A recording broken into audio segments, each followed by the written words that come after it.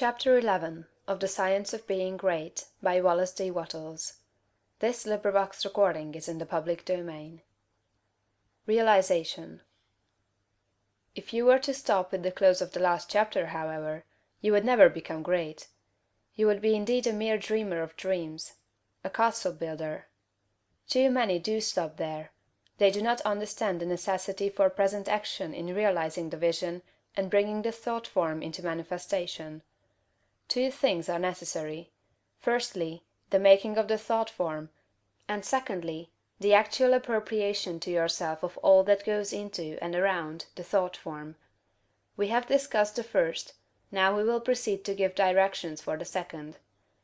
When you have made your thought form, you are already, in your interior, what you want to be. Next, you must become externally what you want to be. You are already great within, but you are not yet doing the great things without.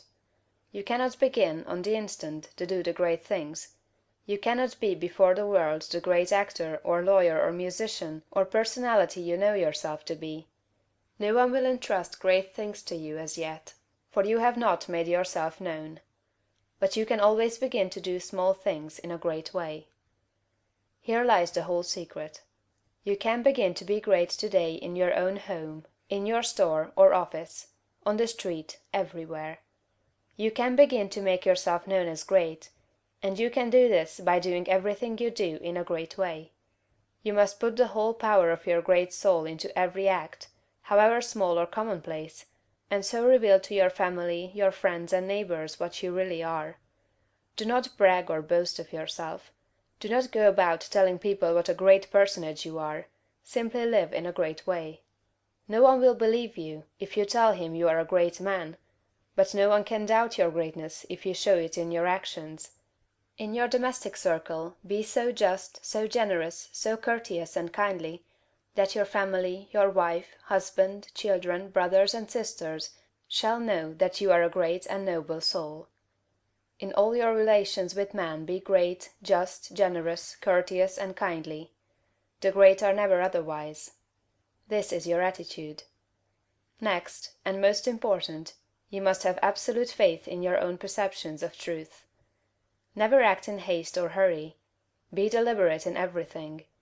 Wait until you feel that you know the true way. And when you do feel that you know the true way, be guided by your own faith, though the entire world shall disagree with you. If you do not believe what God tells you in little things, you will never draw upon his wisdom and knowledge in larger things. When you feel deeply that a certain act is the right act, do it and have perfect faith that the consequences will be good. When you are deeply impressed that a certain thing is true, no matter what the appearances to the contrary may be, accept that thing as true and act accordingly. The one way to develop a perception of truth in large things is to trust absolutely to your present perception of truth in small things. Remember that you are seeking to develop this very power or faculty, the perception of truth. You are learning to read the thoughts of God. Nothing is great and nothing is small in the sight of Omnipotence. He holds the sun in its place, but he also notes a sparrow's fall, and numbers the hairs of your head. God is as much interested in the little matters of everyday life as he is in the affairs of nations. You can perceive truth about family and neighborhood affairs, as well as about matters of statecraft. And the way to begin is to have perfect faith in the truth in these small matters, as it is revealed to you from day to day. When you feel deeply impelled to take a course that seems contrary to all reason and worthy judgment, take that course. Listen to the suggestions and advice of others, but always do what you feel deeply in the within to be the true thing to do.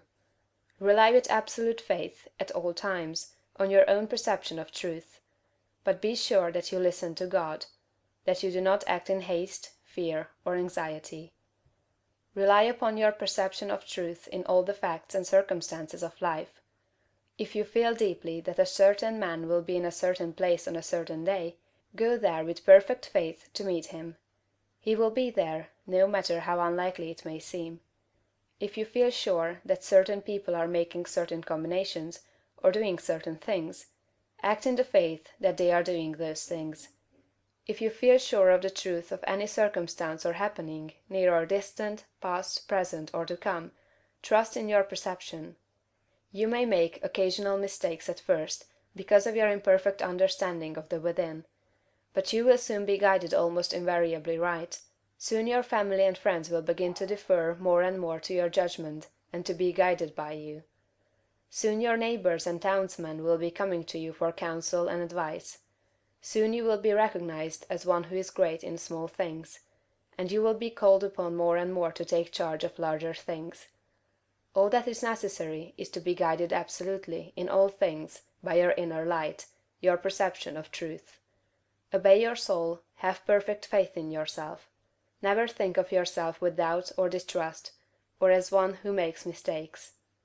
If I judge, my judgment is just, for I seek not honor from man, but from the Father only.